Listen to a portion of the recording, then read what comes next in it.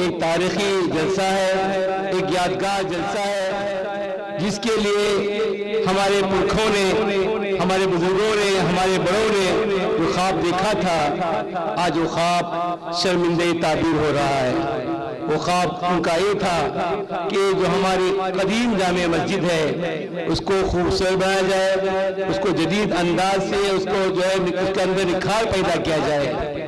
آج وہ خواب شرمندہ تعبیر ہوا چاہتا ہے، بلکہ ہو گیا ہے۔ اس مبارک مجلس موقع پر ہماری جماعت المسلمین ولکی نے یہ فیصلہ لیا کہ اس موقع پر ایک پروگرام، عظیم الشان پروگرام منعقد کیا جائے جس میں اطراف و اکناف کے لوگوں کو دعوت دی جائے، اور اسی طرح ہمارے محبین، مخلصین، معاونین کو دعوت دی جائے۔ تو اسی بات کے پیش نظر آج کا یہ جلسہ منعقد کیا جا رہا ہے۔ اس جلسے کی صدارت کے لیے ولکی کے پہلے عالم دین جناب مولانا عبداللہ صاحب سکری ندوی دامت برکاتہم کو آواز دوں گا کہ وہ آج کی اس جلسے کی صدارت کو قبول کرتے ہوئے اس جلسے کی کارروائی کو آگے بڑھانے کی اجازت دے۔ موصوف ماشاءاللہ پہلے کے پہلے عالم دین ہیں اور فخر نوائد ہے۔ اس کی وجہ یہ ہے کہ مولا نے اس ہماری برادری کے اندر پہلے جو ڈاکٹریٹ کی ڈگری کی ہے، ہم ان کا جماعت المسلمین کی طرف سے استقبال کرتے ہیں اور ان سے گزارش کریں گے کہ جلسے کی کارروائی کو آگے بڑھانے کی اجازت۔ اسی طرح خلیج کونسل کے روح رواں اور صدر جناب عتیق الرحمن صاحب منیری سے گزارش ہے کہ آپ اسے پر تشریف لائیں۔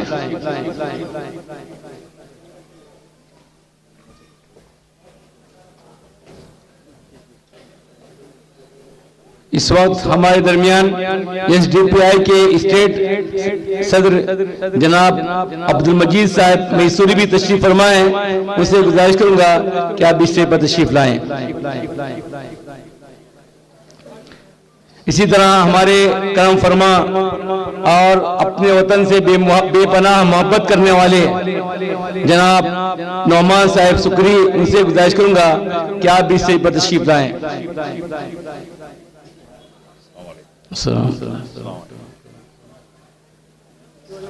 اسی طرح ولکی کے ایک معزز عالم دین جناب مولانا علی صاحب داولجی ندوی کو آواز دوں گا کہ آپ بھی اس سے پر تشریف لائیں۔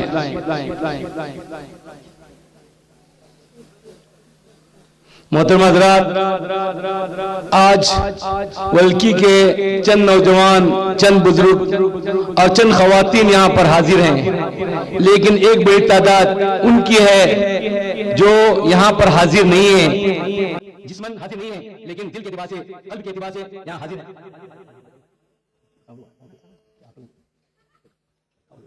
جناب صدر جماعت آواز دی گئی تھی جناب اسلم شیخ صاحب، اسے گزارش ہے کہ اسے پر تشریف لائیں۔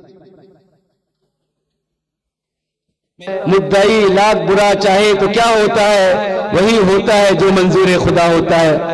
آج ابھی الحمدللہ اللہ کے فضل و کرم سے ہمارے مہمان مکرم حضرت مولانا فضل الرحیم صاحب مجددی بھی تشریف فرما ہے۔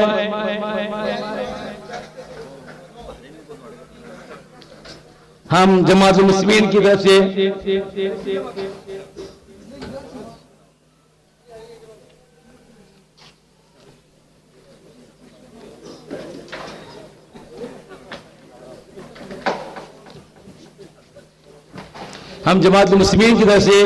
آپ کا جو ہے استقبال کرتے ہیں اور گرم جوشی کے ساتھ اہلاً و سہلاً مرحبا بکم کہتے ہیں۔ جماعت المسلمین بحرین کی طرف سے نمائندگی کرنے کے لیے میں جناب ملا بادشاہ صاحب کو آواز دوں گا کہ اس سے پر تشریف لائیں۔ اسی طرح مسقط کی طرف سے نمائندگی کرنے کے لیے میں جناب سکری فاروق ابن فقیری صاحب سکری کو آواز دوں گا کہ آپ بھی اس سے پر تشریف لائیں۔ اور اسی طرح جماعت المسلمین کے قاضیان جناب مولانا شاہنواز صاحب فخرو اور جناب مولانا فیض صاحب سے بھی گزارش کروں گا کہ آپ بھی اسٹیج پر تشریف لائیں۔ محترم حضرات، عنوان ہے مسجد کی افتتاح، لیکن اس افتتاح کے موقع پر ہمارے جماعت کے ذمہ داروں نے سوچا کہ ہندوستان کی جو عالمی شخصیت ہے ان کو دعوت دی جائے، تو الحمدللہ اللہ پاک کے فضل و کرم سے جو دل کی جو بات تھی اللہ نے سن لی اور قبول کر لی، آج ہمارے درمیان وہ موجود ہیں۔ تمام تعریف اس اللہ کے لیے ہے جس نے آج یہ عظیم الشان تاریخی دن دیکھنا ہماری قسمت میں مقدر فرمایا۔ یہ دن ولکی کی تاریخ میں ایک سنہرا اور روشن دن ہے۔ ہمارے آباء اجداد کی 125 سال قبل تعمیر کی ہوئی فن تعمیر کا ایک نایاب نقش ہے۔ آج اس عظیم الشان مسجد کا توسیع اور ترمیم کے بعد افتتاح ہو رہا ہے۔ میں سمجھتا ہوں کہ قطرے قطرے سے دریا بنتا ہے، اور آپ لوگوں کی مثالیں ہیں، آپ سبوں کو لے کر کام کرنا جانتے ہیں۔ اللہ تعالیٰ آپ کی سوچ کو برکت دے، ہم سب مل کر اس سلسلے کو آگے بڑھانا ہے۔ اللہ تعالیٰ ہمیں اتحاد اور اتفاق کے ساتھ دین کے لیے، ملت کے لیے، قوم کے لیے وقت کی قربانی، مال کی قربانی، سوچ کی قربانی، صلاحیت کی قربانی، تجربے کی قربانی دینے کی توفیق عطا فرمائے۔ السلام علیکم ورحمۃ اللہ وبرکاتہ۔ نحمدہ ونصلی علی رسول الکریم وعلی آلہ وصحبہ اجمعین۔ رب اشرح لی صدری ویسر لی امری واحلل عقدۃ من لسانی یفقہوا قولی۔ فاذا عزمت فتوکل علی اللہ ان اللہ یحب المتوکلین۔ اسٹیج پہ تشریف فرما ہمارے حضرت والا مولانا فضل الرحیم مجددی صاحب مدد العالی، اور بھٹکل سے تشریف لائے ہوئے ہمارے مہمانان عتیق منیر صاحب، اور ہمارے قوم کے خادم جناب عنایت اللہ شاہ بندی صاحب، اور ایس ڈی پی آئی سے تعلق رکھنے والے ایس ڈی پی آئی کے پریزیڈنٹ جو میسور سے تشریف لائے ہیں ان کا بھی، اور جمی ہمارے ڈاکٹر عبداللہ صاحب ہیں، اور ہمارے سیکرٹری بھی اسٹیج پہ بیٹھے ہیں، سب کا میں اپنی طرف سے ان کا استقبال کرتا ہوں۔ ایک کڑی جو ہے پچھلے شام سے جو پروگرام ہو رہا تھا وہاں سے ٹوٹی ہوئی تھی، اس کو میں ابھی واپس جوڑ رہا ہوں۔ دراصل میں کوئی تقریر کرنے کے نہیں میں رکا کھڑا ہوں، کچھ 2-3 لفظ ہے، ایک پیغام ہے جو آپ کو پہنچانا ہے۔ وہ اصل میں پیغام ہے، میں نے قرآن کی آیت کو پڑھی، فَإِذَا عَزَمْتَ فَتَوَكَّلْ عَلَى اللَّهِ إِنَّ اللَّهَ يُحِبُّ الْمُتَوَكِّلِينَ۔ جب آپ کوئی ارادہ کرو تو اللہ پر توکل کرو، اور اللہ تعالیٰ توکل کرنے والے کو پسند کرتا ہے۔ تو یہ بات اس آیت کا میں اس لیے حوالہ دے رہا ہوں کہ جب ہمارے مسجد کے بارے میں بہت سالوں سے کہ اس مسجد کی تزئین کرنی ہے، دوبارہ توسیع کرنی ہے، ہر کوئی پیچھے جا رہا تھا، کبھی کوئی آگے بڑھ رہا تھا۔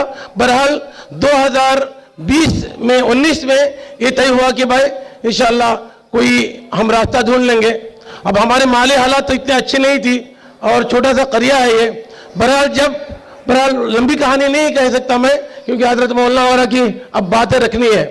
ہمارے پاس 85,000 روپیہ تھے جب میں اور شکری احمد ہم دونوں نے سعودی جانے کا ارادہ کیا۔ جب شروعات ہوئی تھی اس کی، تو کہاں سے آئے گا پیسہ کہاں سے آئے گا؟ ہمارا بجٹ قریباً 1.5 سے اوپر جا رہا تھا، لیکن الحمدللہ ہماری کوششیں رہی، السعی منا والاتمام اللہ، کوشش کرنا ہمارا کام ہے، پورا کرنا اللہ کا کام ہے، اور اس ارادے سے ہمارے کارواں چلتا گیا، اور ماشاءاللہ مسجد تکمیل پر پہنچی، اور آج ہم اسی کے پروگرام میں بیٹھے ہیں۔ اور اس میسج میرا یہ ہے کہ اللہ اپنے بندوں کو قومی خدمات کے لیے یا انسانی خدمات کے لیے یا دینی خدمات کے لیے منتخب کرتا ہے۔ یہ ہم اپنے پر فخر کرنے کی بات نہیں ہے، یہ اس کا احسان ہے، اس کا کرم ہے، اس کا فضل ہے۔ اگر اس نے چاہا تو اپنے خدمت کی ہے، نہیں تو ہماری کیا حیثیت، ہماری کیا اوقات ہے۔ تو الحمدللہ ہمارے یہاں کافی لوگ بیٹھے ہوئے ہیں، سب قریے سے آئے ہوئے ہیں، کوئی گرسپا سے، کوئی رنگڑی سے، کوئی سمسی سے، کوئی سرلگی سے، کوئی کمٹا سے، کوئی منکی سے، اور ماشاءاللہ بھٹکل تو کیا کہیں، ماشاءاللہ نور العلا نور ہے۔ لیکن ہم لوگوں کا یہ قصبہ بڑا پست قصبہ ہے، لیکن آپ ہمیشہ کوئی بھی دین کا کام کرنے کے لیے بڑا عزم رکھیں، اللہ پر توکل رکھیں، اللہ تعالیٰ آپ کی کشتی کو کنارے تک پہنچا دے گا۔ اللہ تعالیٰ ہمارے نیک ارادوں پہ کامیابی عطا فرمائے، اور جس نیک مقصد کے لیے ہم کھڑے ہیں اللہ تعالیٰ اس کو قبول فرمائے۔ وآخر الدعوانا الحمدللہ رب العالمین۔ ماشاءاللہ، ہمت مردہ مدد خدا۔ اس کے بعد ہماری دعوت پر تشریف لانے والے SDPI کے اسٹیٹ صدر جناب عبدالمجید صاحب میسوری سے گزارش کروں گا کہ اس موقع پر اپنے کچھ جو ہے باتوں سے نوازیں۔ جناب عبدالمجید صاحب میسوری۔ السلام علیکم ورحمۃ اللہ وبرکاتہ۔ بسم اللہ الرحمن الرحیم، الحمد للہ رب العالمین، والصلاة والسلام علی اشرف المرسلین وعلی آلہ وصحبہ اجمعین۔ رب اشرح لی صدری ویسر لی امری واحلل عقدۃ من لسانی یفقہوا قولی۔ جمعیت المسلمین والکی کیا اس بہت ہی خوبصورت جامعہ مسجد کے تعمیر کا اس موقع پر منعقد کیا ہوا اس جلسے کا صدر جلسہ، اس اسٹیج پر تشریف فرما آل انڈیا مسلم پرسنل لا بورڈ کے جنرل سیکریٹری حضرت مولانا فضل الرحیم مجددی دامت برکاتہ صاحب، میرے دوست اور بٹکل تنظیم کے پریزیڈنٹ عنایت اللہ شاباندری صاحب، اور اسٹیج پہ تشریف فرما علماء کرام، الگ الگ شعبے سے الگ الگ تنظیموں سے ریپرزینٹ کرنے والے معزز حضرات، میرے سامنے بیٹھے ہوئے بھائیوں، بزرگوں، ماں بہنوں، دوستوں، الحمدللہ اللہ کے لاکھ لاکھ شکر ہے اس مسجد کا تعمیر کا اس موقع پر مجھے بھی اللہ تعالیٰ شامل کیا، اور ہمارے ساتھیوں نے مجھے بھی ایک موقع دیا، ہمارے اس علمائیوں کے ساتھ، بہت نیک انسانوں کے ساتھ چند ٹائم گزارنے کا ایک موقع دیا، الحمدللہ رب العالمین۔ ہمارے اس موقع پر کچھ موضوع، کچھ ایجنڈا بات کر رہے تھے، ہمارے جو فیس کر رہے ہیں جو چیلنجز، حالات حاضرات، اس کے بارے میں فکر انشاءاللہ ہمارے حضرت مولانا نے اس کے اوپر ہم نہ روشنی ڈالیں گے۔ ایک سماجی کارکن اور ایک سیاسی ممبر کے ناطے چند باتیں آپ کا سامنے رکھنا چاہتا ہوں، کیونکہ دین کی بات تو بہت سارے علماء ہیں، بہت قابل مند علماء ہیں، وہ لوگ بات کریں گے آپ کے سامنے۔ جو چیلنجز ہم لوگ جو فیس کر رہے ہیں اس کے اوپر چند باتیں، اور اس کا سولوشن کیا ہے اس کے بارے میں بھی تھوڑا کچھ بات کرنا چاہتا ہوں۔ انڈیا کا اندر سب سے زیادہ چیلنجز فیس کرنے والے اگر ایک کمیونٹی ہے تو وہ مسلم کمیونٹی ہے، کیونکہ اس کمیونٹی کے بارے میں، اس کمیونٹی کو دبانے کے لیے سوشلی، ایجوکیشنلی، اکنامکلی، پولیٹیکلی اس کمیونٹی کو دبانے کے لیے، کچلنے کے لیے بہت سارے تنظیمیں، بہت سارے سسٹم، بہت سارے مشنری مسلسل کام کر رہا ہے۔ 100 ایئرز سے مسلسل کام، 24/7۔ تو وہ جو لوگ جو 24/7 ہم لوگ کو اتنا تکلیف دے رہے ہیں، ہم لوگ ایک کو फेस करें, एक खत्म हुआ वो दूसरे लेंगे, एक खत्म हुआ दूसरे लेंगे, ये खत्म ही नहीं होकर रहता है। अभी आपको मालूम है जो वक्फ का जो कानून, जो अमेंडमेंट एक्ट ये लोग लेके आए, मुसलमानों को भलाई के लिए नहीं, मुसलमानों का उनको दबाने के लिए, उनका वक्फ का जमीन लूटने के लिए एक साजिश के तहत इस एक्ट को लाया गया। अल्हम्दुलिल्लाह मुस्लिम पर्सनल लॉ बोर्ड ये अहम मुद्दा उठाया और पूरे मुल्क में भरपूर इसका मुखालिफत किए। अल्हम्दुलिल्लाह सुप्रीम कोर्ट में भी, अल्हम्दुलिल्लाह मुस्लिम पर्सनल लॉ बोर्ड भी इस पे केस में गए। मैं भी एक पिटिशनर हूं सुप्रीम कोर्ट में इसके बारे में। कोर्ट का कार्रवाई सिलसिला जारी है।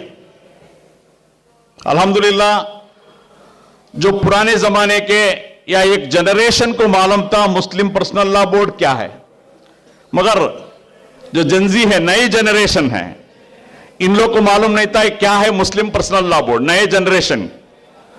तो वक्फ का एक्ट का खिलाफ जो लड़ाई, जो मुद्दा उठाकर पूरे मुल्क में जो जगाने का काम मुस्लिम पर्सनल लॉ बोर्ड ने किया, तो नए जनरेशन को भी मालूम हुआ क्या है मुस्लिम पर्सनल लॉ बोर्ड। नया जनरेशन सीखने लगे। अल्हम्दुलिल्लाह उन्हीं के नक्शे कदम में हम भी ये पूरे मुल्क में इसका एहतजाज अभी जारी है। ये खत्म ही नहीं हुआ, अभी ये खत्म ही नहीं हुआ। इसका पीछे ये लेके आए SIR, special intensive revision voter list का। आपको मालूम है बिहार में जो चला रिवीजन, 60 लाख वोटर्स को वोटर लिस्ट ने दूर रखे। 60 लाख वोटर्स। ये कौन वोटर है जो बाहर जाते हैं, इसको समझना चाहिए हम लोग को। जो वोटर एंटी बीजेपी है, बीजेपी के खिलाफ जो वोट करते हैं, वही लोग ये लिस्ट से बाहर आते। एक तो साजिश से इनको बाहर किया जाता है, दूसरा जो बीजेपी एंड पॉलिटिकल पार्टी का जो वोटर्स है वो है पढ़े लिखे हैं, वो अपर कास्ट के हैं, उनके पास प्रॉपर्टीज है, उनके पास डॉक्यूमेंट है, जमाने से ये लोग पढ़े लिखे हैं। जो गरीब तक का जो वोट करता है दूसरे पॉलिटिकल पार्टी के, ये लोग गरीब हैं, पढ़े लिखे नहीं हैं, डॉक्यूमेंट नहीं है, तो इसलिए ये लोग बाहर जाते हैं। समझो ये SIR जो है ये नथिंग बट NRC है। बैकडोर से NRC ये लोग कर नहीं सके क्योंकि NRC के खिलाफ मुखालिफत बहुत बड़ा हंगामा इस देश में हुआ था, तो NRC को बैकडोर से लाना चाहते हैं। इसका नाम है SIR। इसको हम लोग पहचानना है और इस नए चैलेंजेस को हम फेस करना है। तो ये जो मुसलसल हमारे ऊपर हमारे दबाने का, जो कुचलने का जो काम कर रहे हैं, मेंटल जो टॉर्चर कर रहे हैं, हम दूसरा सोचना ही नहीं, ऐसा एक के पीछे एक के पीछे एक के पीछे जो एजेंडा लाते हैं, इसको हम क्या करना चाहिए? जब तक हम काउंटर स्ट्रैटेजी नहीं करते, जब तक हम लोग इसके ऊपर फिक्र नहीं करते, ये सॉल्यूशन होने वाला नहीं है। मगर अफसोस इस बात की है, ये जो कौम जो है, कुंतुम खैरा उम्मा उखरिजत लिन्नास, सबसे बेहतरीन कौम, सबसे मॉडल कौम आज सोया हुआ है, आज फिक्रमंद नहीं है। क्या हुआ है हमारे problem? Majority of the community selfish हो गए हैं। ये लोग सोचते हैं मेरा कारोबार, मेरा धंधा, मेरे बीवी बच्चे इतना अच्छा रहे तो बस सोसाइटी या दूसरे सब बाढ़ में जाए। इवन ये लोग अपने मां बाप के भी फिक्र नहीं करते। میرے بیوی، میرے بچے، میرا بزنس، میرا دھندا، میرے جاب، یہ چھوڑ کے سوسائٹی کے بارے میں بالکل فکر نہیں ہے. آلموسٹ میں کہہ دوں بہت افسوس کے ساتھ 95% کا ایسے ہی ہے. تو جو نوجوان میرے سامنے بیٹھے ہیں یا ہمارے لائیو ویڈیو میں دیکھ رہے ہیں، جاگ جاؤ. میرے نوجوان امید کے ساتھ میں کہتا ہوں، یہ جو چیلنجز ہم لوگ فیس کر رہے ہیں، اس کو کاؤنٹر اسٹریٹجی بنانے کے لیے کیپیسٹی ہے. اللہ ہدایت دے گا، کیونکہ اللہ نے کہا ہے کنتم خیر امہ اخرجت للناس، سب سے بہترین قوم ہو آپ، سب سے ماڈل کمیونٹی ہو آپ. ہونا کیا چاہیے؟ فکر اور درد چلنا چاہیے، درد، بے چین. یقین نہیں مانو، چند رات نیند نہیں آتا ہم لوگ کو، کیونکہ ڈیلی ہم لوگ ایشوز کو فیس کر رہے ہیں. ڈیلی 24/7 ہر دن جو چیلنجز ہمارا سامنے آ رہا ہے. تو اس لیے میرا ادباً گزارش ہے، کمیونٹی کا دانش مند روز ایسا نہیں ہے کہ اس کے اوپر کوئی کام نہیں کر رہا ہے، فکر نہیں کر رہا ہے، مگر جو چیلنجز ہے، دشمن جو ہے 200 کلومیٹر میں سپیڈ میں جا رہا ہے. ہم کدھر ہیں؟ 20 کلومیٹر میں سپیڈ میں ہیں. کنڑ میں بولتا ہے نا، ಎತ್ತಿನ ಗಾಡಿ, ನಾವು ಎತ್ತಿನ ಗಾಡಿಯಲ್ಲಿ ಹೋಗ್ತಾ ಇದ್ದೀವಿ. ಅವರು ರಾಕೆಟ್ ಅಲ್ಲಿ, ಫ್ಲೈಟ್ ಅಲ್ಲಿ ಹೋಗ್ಬೇಕಾದ್ರೆ ಈ ಕಮ್ಯುನಿಟಿ ಎತ್ತಿನ ಗಾಡಿಯಲ್ಲಿ ಹೋಗ್ತಾ ಇದೆ. तो इसलिए हमारे कम्युनिटी के दानिशवर लोग, नौजवान साथियां, ये जो हर चैलेंजेस को फेस करने के लिए काउंटर स्ट्रैटेजीज, दूरंदेशी के प्लान, एवरी उनका साजिश को फेल्यूर करने का काम हम लोग करना चाहिए. इंशाल्लाह जरूर हम लोग मेहनत करेंगे तो अल्लाह ताला जरूर हिदायत देगा और कामयाबी भी देगा. चैलेंजेस कैसा कैसा आता है देखिए आप. ये रिसेंटली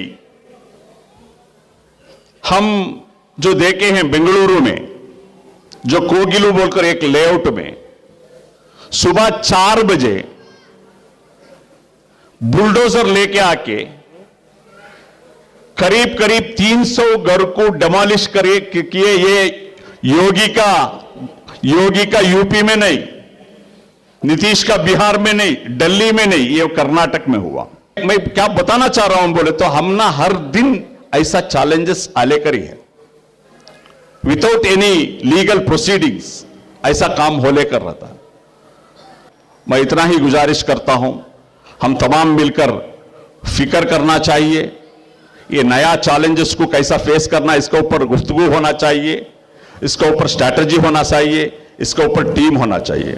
और सबसे ज्यादा मेरा रिक्वेस्ट है, जो लोग इसके ऊपर काम कर रहे हैं 24/7 365 डेज मेहनत कर रहे हैं, उनका थोड़ा सा पहचानो और थोड़ा आप हिम्मत अफजाई करो. बहुत सारे नौजवान आपको मालूम है पूरा इंडिया में जेलों में हैं, कोई गलती नहीं किए, हक के बात किए, हक के लिए लड़े, हक का आवाज उठाए, बेकसूर लोग हैं. तो ये सारे चीजों में हमारा फिक्र होना चाहिए, हमारा हिम्मत अफजाई करना चाहिए. जो लोग ऐसे कामों में काम कर रहे हैं उनको, इन लोगों के लिए दुआ करना चाहिए. मुझे आज इस फंक्शन में, कार्यक्रम में आके बहुत खुशी महसूस हो रही है. एक खुशी है, ये पुरानी मस्जिद 125 साल की मस्जिद, आज उसको रिन्यूअल करके ओपनिंग के मौके पे आप लोगों ने हमें याद किया. दूसरी खुशी है कि all India Muslim personal law board के जनरल सेक्रेटरी के साथ हमें आज बैठने का मौका मिला. फ़अऊज़ु बिल्लाहि मिनश शैतानिर रजीम, बिस्मिल्लाहिर रहमानिर रहीम. रब्बि इश्रह ली सदरी व यस्सिर ली अमरी वहलुल उक़दतम मिन लिसानी यफ़क़हू क़ौली. इस वक्त हिंदुस्तान के जो हालात हैं, उन हालात का जायज़ा लेने के बाद ये एहसास होता है कि आज़ादी के बाद से लेकर अब तक ये मुल्क इंतहाई नाजुक दौर से गुज़र रहा है. जहाँ तक ताल्लुक़ है इस मुल्क के दीगर मैदानों के हालात का, जितनी कुर्बानियाँ मुसलमानों ने दी اس کی مثال ملنا مشکل ہے۔ آج انڈیا گیٹ پر 63,000 شہیدوں کے نام موجود ہیں۔ وہ اس بات کی گواہی دے رہے ہیں کہ مسلمان نے کچھ نہیں دیکھا، اس ملک کی آزادی کی خاطر سب کچھ گنوایا اور قربان کیا۔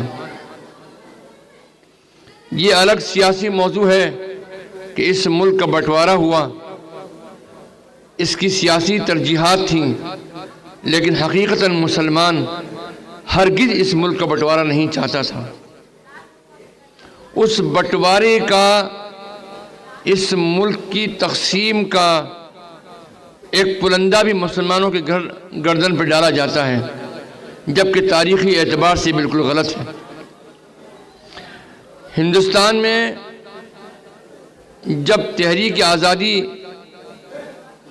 اپنی آخری مرحلے میں پڑاؤ میں چل رہی تھی اور یہ ملک آزاد ہوا تھا، تو اس ملک کی اکثریت، مسلمانوں کی اکثریت نے یہ فیصلہ کیا تھا کہ جو بھی حالات ہوں ہم اس